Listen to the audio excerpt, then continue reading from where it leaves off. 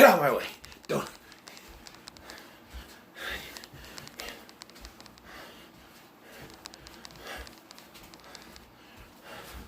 It's not easy to do this when there's a door in the way.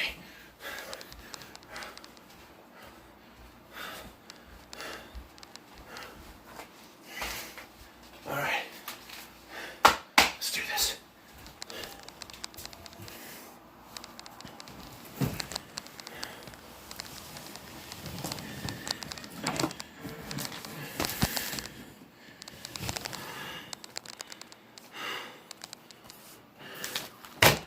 Yo, it's me, CSC, OTT, baby! Just kind of...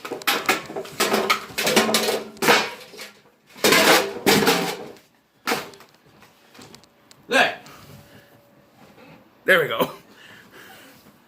Okay. So, yeah, okay. So, what I'm planning on doing now, so every time there's the WWE pay-per-view coming up, like this Sunday is Money in the Bank. So I'm going to go back, and I'm going to do a review of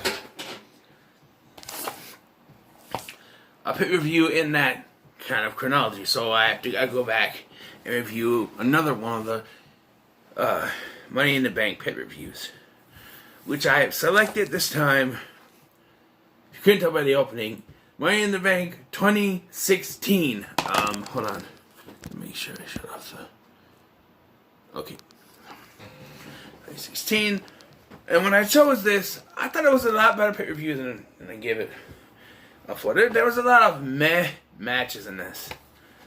A few. Here's the story though. I went to grab this, right? I opened it up. And inside it says WWE Money in the Bank 2013. I'm like, wait, what? Did I get the right one? Yeah, 2016. So I'm like, how was it in there? Did I buy it? No, I bought this from Walmart, so it had to be in it. What? So I grabbed the one for 2013, and it was in there. So they're just swapped around. I used to have these in books, so that's why. But yeah, so let's talk about Money in the Bank 2016. So this was the big return of Seth Rollins, after his injury and towards the end of the previous year in 2015, after he cashed in the Money in the Bank, apparently on Brock Lesnar, who was apparently having a match against himself. If you go by what's going on, okay, a little something's going on. So, and then this is now. This isn't in this. This is now. Roman Reigns, because of what's going on, the situation, the pandemic, and things going on. Roman Reigns pulled out of WrestleMania because of his history with leukemia and his health history, and he wanted to be safe. Vince McMahon responded by removing him completely from the WWE. There's no mention of him. There's nothing shown of him, and that also includes taking him out of footage he was in. Last night on Raw, they decided to do a top 10 best throughout the night. Top 10 best Money in the Bank cash-ins. And number one was when Seth Rollins cashed in at WrestleMania in 2015. But because Roman Reigns was in that match, they edited Roman Reigns out of it. And it made it look like Brock Lesnar was just out there having a match with himself before Seth Rollins came in and cashed it in on him. And yeah, that's and then that November he injured his knee, I think it was, and he was out. And so this is the big, he came back at Extreme Rules and attacked Roman Reigns after his match against I think it was Extreme Rules.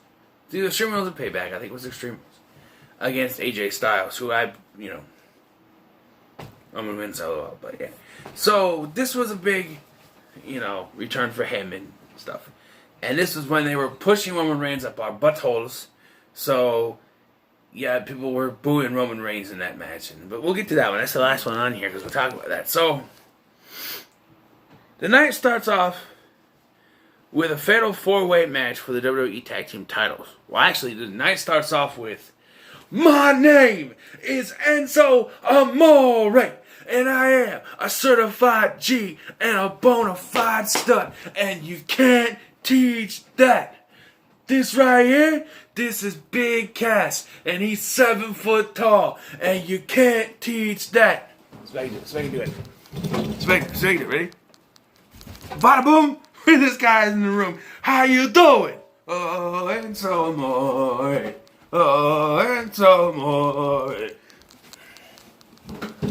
Then they do some trash talking about the teams. And that, of course, ends with, because there's only one word to describe you, and I'm gonna spell it out for you. SAWFT.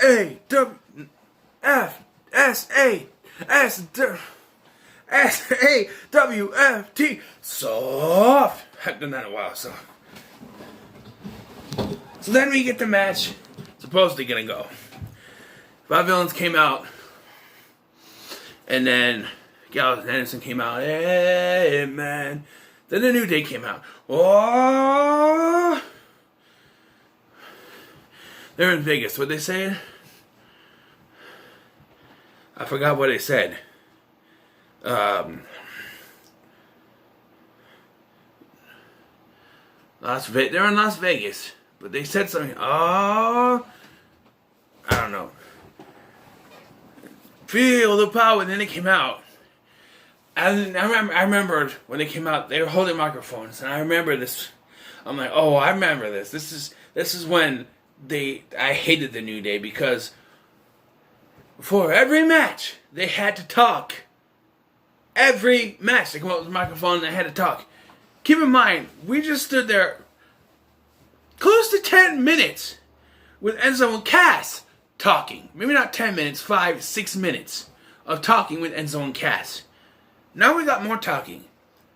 I grabbed the remote. Fast forward to some bitch. Because I wasn't going to listen to them talk too. Match was decent. New Day won because this is when they're on their longest reigning tag team, or whatever it was, champions thing. Which they wouldn't lose till October or something. They lost it to The Bar eventually, but then we had a match. Dolph Ziggler and Baron Corbin. And when Baron Corbin came out, they announced him as the 2016 Andre the Giant Memorial Battle Royal winner. And I was like, oh yeah, that was the thing, wasn't it? You guys all know I hate Baron Corbin with a fiery passion. And this is just like, this was basically, and I remember this too. Every pay-per-view, either in a pre-show or on the show, every pay-per-view, like, Dolph Ziggler versus Baron Corbin was like on every pay-per-view since after WrestleMania. It was a Payback, Extreme Rules, this one. And they said this was the end of a rivalry, but I even think it was on Battleground. I can take a look. Unless it was the pre-show. Hold on. I was collecting 2016 DVDs before, I guess you can't tell.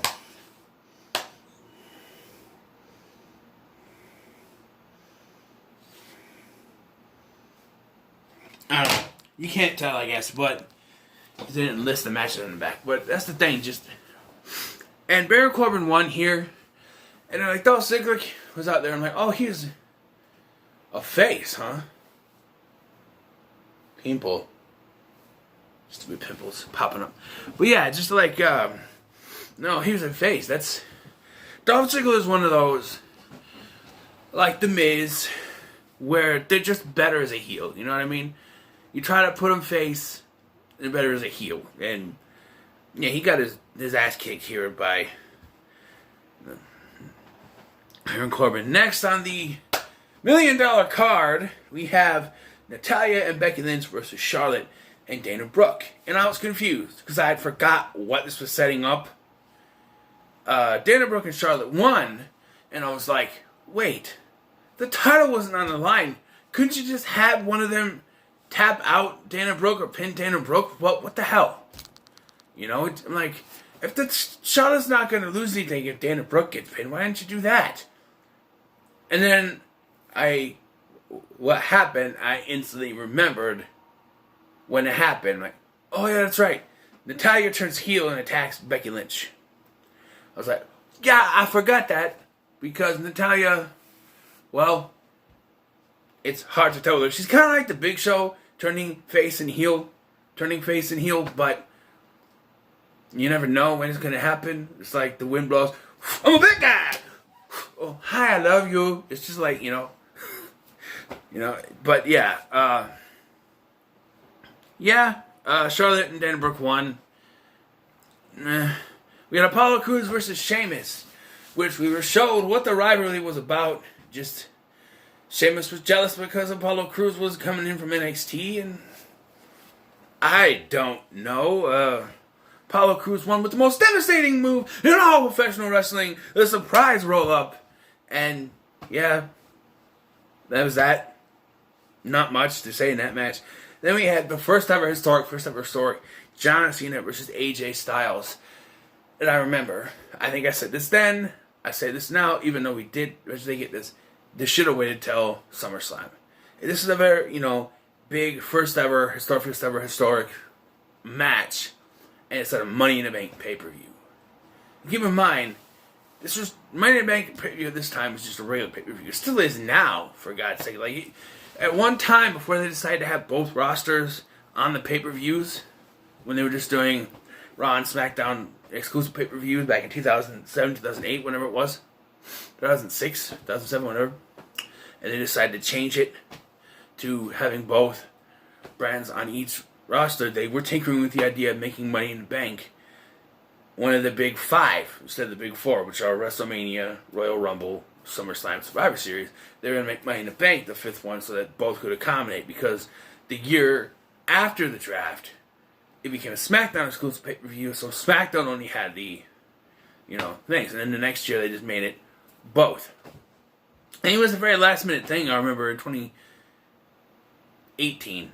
Yeah, because 2017 is when it was exclusive, but 2018, there was like, out of nowhere, it was really supposed to be just a SmackDown exclusive pay-per-view for Backlash, and then I was like, no, both brands are gonna, and that was a big selling point. Both brands go head-to-head, and who knows. But here, I forgot, I lost my track. John Cena versus AJ Styles is what we're touting here. Money in the Bank, yeah, because Money in the Bank, it wasn't nothing. Still they isn't, but, so it's John Cena versus AJ Styles, and I think they did eventually do a match at SummerSlam, but they should have waited for that. Like, John Cena came in, like, I could see at this point in time watching this going, oh, they're going to do this now because they're going to be split in the draft that's coming up. But no, they both went to SmackDown. So why did they do it now? Why do it at Money in the Bank? Why not just do it at SummerSlam? Because by the time they got to SummerSlam, it was like, who cares? You know what I mean? Just like, and AJ Styles did pick up the victory here, clean, because the Gallows and Anderson weren't allowed at ringside. So as far as I know, it was clean. I was using the bathroom when the match ended, but as far as I know, it was clean. Yeah, just AJ Styles won. And it was like, then this later set up a 6-man tag match at Battleground, which had the Club, Styles, Gallows, and Anderson, versus John Cena and Enzo and Cass. And then the draft happened just before that, and then that ended. And then AJ Styles and John Cena had a match at SummerSlam. You could have just done it at SummerSlam, especially if you were just going to put them on the same roster. It just made no sense. But AJ Styles won here. Now we have the Money in the Bank ladder match. Dean Ambrose, Alberto Del Rio, Tony Cesaro, Chris Jericho, Kevin Owens, Sami Zayn. Now, I want to mention that earlier in the show, Lumpy, or Tom Phillips, was doing an interview. I call him Lumpy. I don't know why. He just came out one day. And he's Lumpy. Okay, so he was doing an interview with Kevin Owens. And Chris Jericho and Alberto Del Rio came in. It was funny. Kevin Owens on the mic is gold. Like, he and Chris Jericho were staging back and forth, bullshitting to each other, and then all of a sudden, Kevin Owens looks at the side and goes, oh, it's Alberto Del Rio. I bet he's going to say something in Spanish. Because he always says something in Spanish. And then he called him a perro. And Kevin Owens was like, and Jericho's like, perro, you call me a dog? And Kevin Owens was like, And Kevin Owens is like, well, you speak Spanish? He goes, no, stupid idiot. I just looked it up because he's always saying that or something like that. And it was funny. It's a funny little exchange. But and this match was actually pretty cool too. There was a point where there was a the four corners of the ring, and there was a ladder sticking out of one, and the other three each had a superstar in it. There was Del Rio, Jericho, and Zayn were in each corner. And Cesaro decided to go around and do the uppercuts to everyone. And then Kevin Owens came in and swapped them into the ladder head first. And he went around and did the cannonball things, which was pretty cool. Yeah, Dean Ambrose won, of course. But, yeah, or maybe Ambrose was in the corner. I don't know. But, yeah, Dean Ambrose won, and that set up for later in the night. Then we have the United States title match. Rusev versus Titus O'Neil, and it's like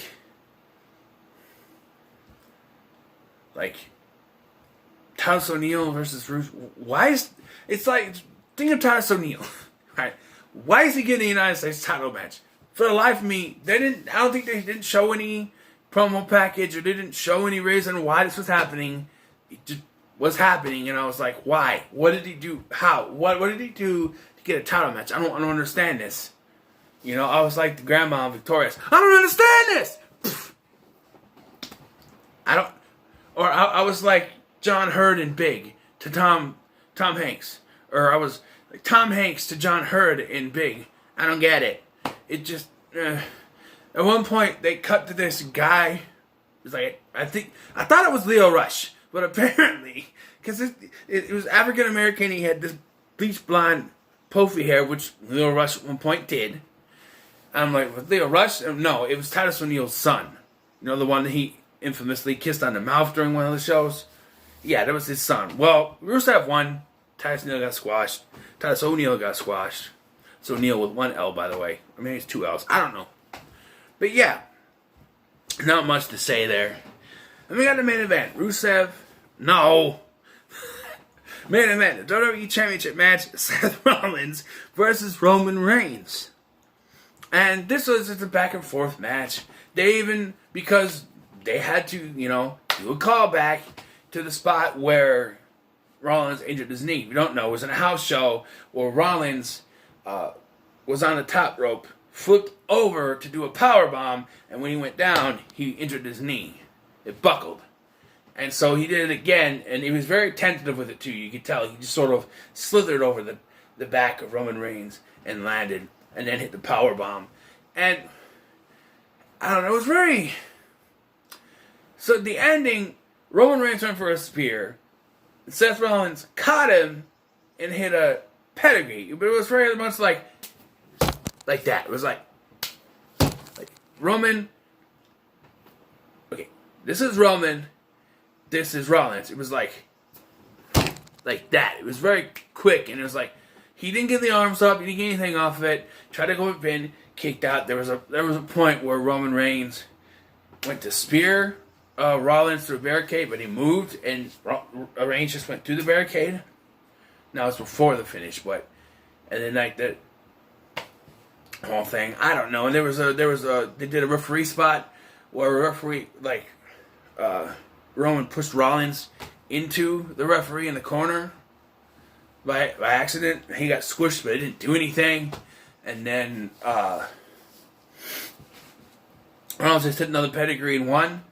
I remember I was at Eric's place when we watched this, and I remember getting pissed. I'm like, Ambrose better come out, or else this is bullshit. And he did. He did. Came out, cashed in. Now, they didn't really do it here, but I'm going to talk about it here because my thing with the Money in the Bank cash-ins is that from the get-go, they've been that kind of thing where you can cash in anywhere, anytime, and all you have to do is just run in. When someone is down, cash in, maybe hit a move or not, and then just pin them where they are, right? But WWE has become so tentative to their superstars that now you can't just run in, cash in, and then go cover someone for 1, 2, 3. No.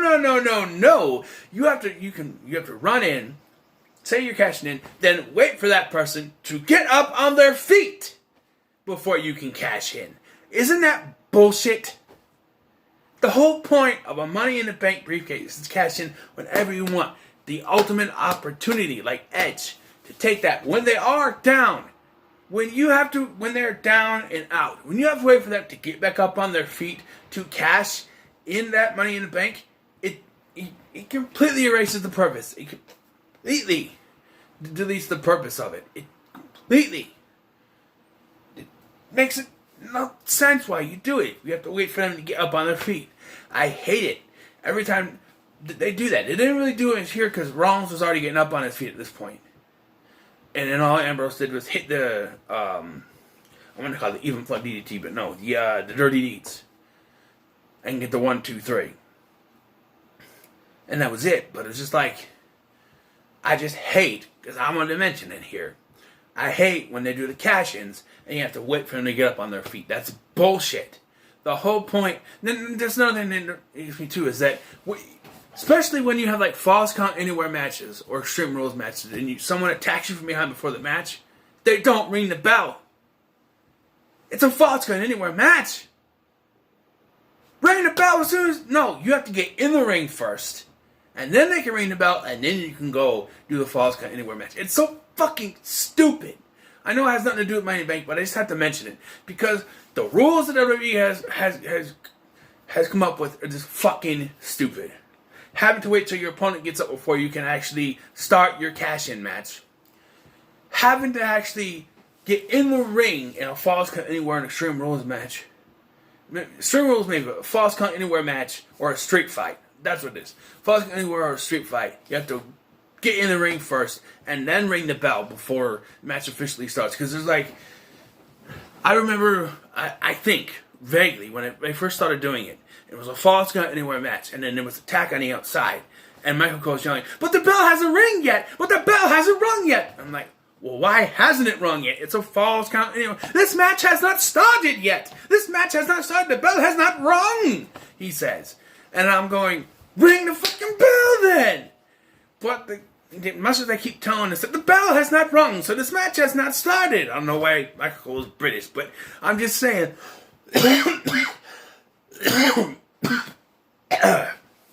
Sorry about that. That's gross. When I do the voices and yell too much, it does that. But I'm just saying, it irks me. Just like this Money in the Bank. That's why it's relevant. But yeah, just getting my feelings out that there's two of the match stipulation rules, two of the match rules that they have nowadays that piss me off. You have to, when you cash in your Money in the Bank, you have to wait for the person to get on their feet before you can start your cash-in match. And then you have to, the match won't start until you get in the ring and the bell rings in a Falls Count Anywhere or street fight where a match should be able to start outside of the ring. It baffles me. I don't know why they do this shit, but yeah. So this has been my Let's Talk for Money in the Bank 2016. I'll be doing one for this Sunday, Money in the Bank 2020. And then I gotta figure out which Extreme Rules I'm doing for next month, because that's what's the next one is, Extreme Rules. So, yeah. So what are your thoughts on Money in the Bank 2016 and the rules I discussed? I want to know your thoughts. Let me know in the comments below. I've been Scotty. Like, share, and subscribe, and I'll see you in the next one.